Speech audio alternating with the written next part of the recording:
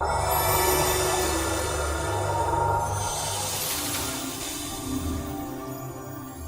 good afternoon, Jamaica and around the world.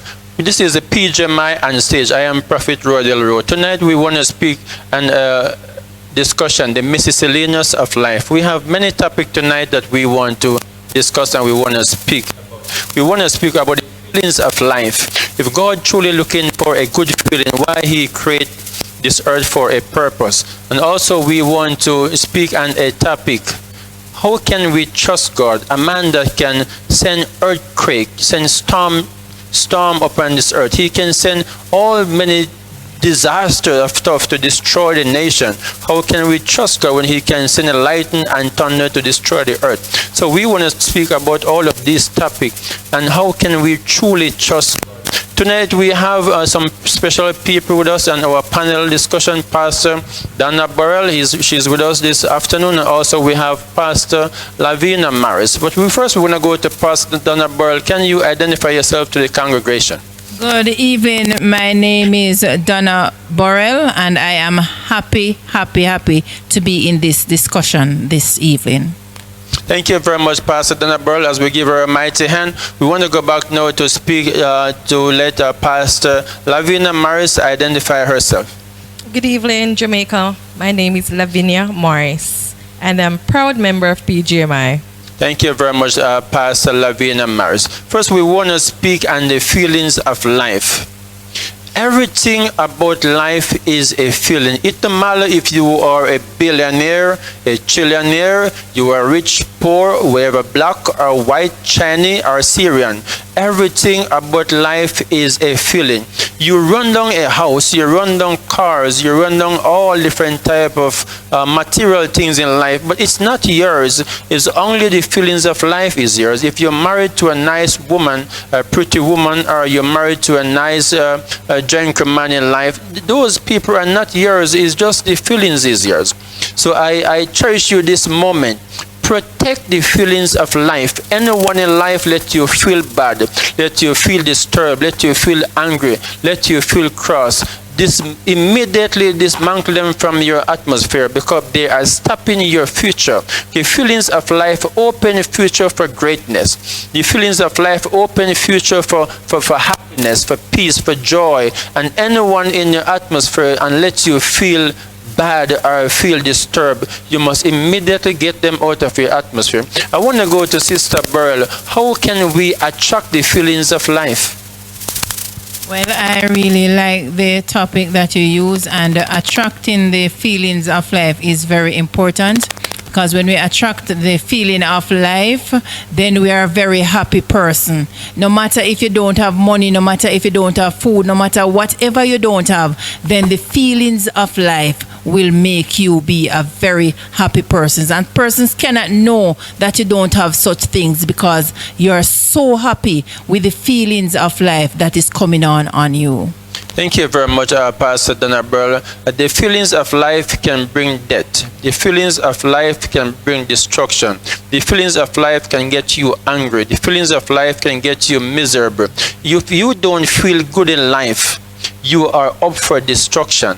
It's very important that every moment in life you must feel excited, you must feel happy, you must feel great, you must feel successful, you must feel achievement, that you achieve in greatness in life. You don't let no one come in your atmosphere and let you feel down, let you feel disturbed, let you feel uncomfortable. You must always feel excited at the ultimate, because if you want to reach the ultimate level, you have to have the ultimate feeling in life. So we want to ask Pastor Morris to comment on the feelings of life.